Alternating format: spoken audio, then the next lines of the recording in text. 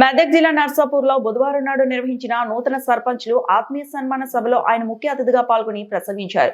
ఈ సందర్భంగా ఆయన మాట్లాడుతూ రాష్ట్రంలోని అన్ని వర్గాల ప్రజలను కాంగ్రెస్ ప్రభుత్వం 2 సంవత్సరాలుగా మోసం చేస్తూనే ఉందని, వారి పాలన చూసి రాష్ట్రంలో 4000 మంది బీఆర్ఎస్ బలపరిచిన అభ్యర్థులను ప్రజలు ఎన్నుకున్నారని, రానున్న రోజుల్లో జరిగే ప్రతి ఎన్నికల్లో కూడా టీఆర్ఎస్ పార్టీకి చుక్కెదురు తప్పదని అన్నారు. కాంగ్రెస్ పాలనంతా మోసం, దగ, కుట్ర వంటి అంశాలపై కూడా సాగుతున్నాయని హరీష్ రావు అన్నారు. ఈ సందర్భంగా ఏర్పాటు చేసిన కార్యక్రమంలో పలువురు సర్పంచులను సన్మానించారు. పార్టీ కష్టకాలంలో నిలబడి పోరాడి గెలిచిన ప్రతి నాయకునికి, కార్యకర్తకు పార్టీ అండగా నిలబడుతుందని అన్నారు. ఈ కార్యక్రమంలో ఎమ్మెల్యే సునీత లక్ష్మారెడ్డితో పాటు నర్సాపూర్ నియోజకవర్గంలో ఆయా మండలాలకు చెందిన పార్టీ నాయకులు, కార్యకర్తలు పెద్ద ఎత్తున పాల్గొన్నారు.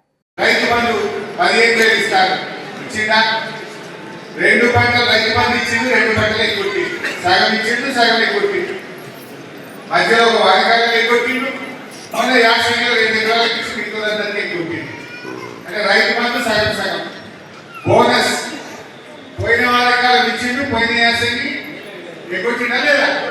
ఇప్పుడు దాని గురించి మాట్లాడతలేదు. ఇక ఇప్పుడు మళ్ళీ వారకాలం ఇచ్చిండు, మళ్ళీ యాసంగి ఎగ్గొట్టదు. అంటే బోనస్ బోగస్ సగం సగం. బోనస్ చూస్తే సగం సగం, రైతు బంధు చూస్తే సగం సగం, బతుకమ్మ చీరలు చూస్తే 2 చీరలు రావాలి, వచ్చింది ఒకటి. ఆ ఒకటి వచ్చింది, ఆ ఒకటి కూడా సంఘాలకే వచ్చింది. అంటే అత్తకు లేదు, బిడ్డకు లేదు, తల్లికి మాత్రం ఇచ్చింది. ఇప్పుడు అత్తేమనుకోవాలి, నా కోడలు కట్టుకుంది కానీ నాకు ఇవ్వలేదు అనుకోవాలా? బిడ్డ ఏమనుకోవాలి, మా అమ్మకి వచ్చింది కానీ నాకు రాలేదు అనుకోవాలా?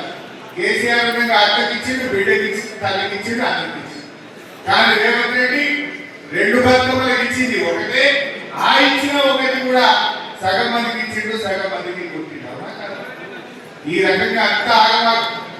ఏ పథకం చూడు, ఇందిరమ్మ ఆత్మీయ భరోసా అన్నాడు, కూలీలందరికీ ఏడాది 12,000 ఇస్తాడు, డబ్బా కొట్టిండు, పెద్ద పెద్ద హోర్డింగ్. మరిన్ని అప్డేట్స్ కోసం మా ఛానల్ ని సబ్స్క్రైబ్ చేయండి.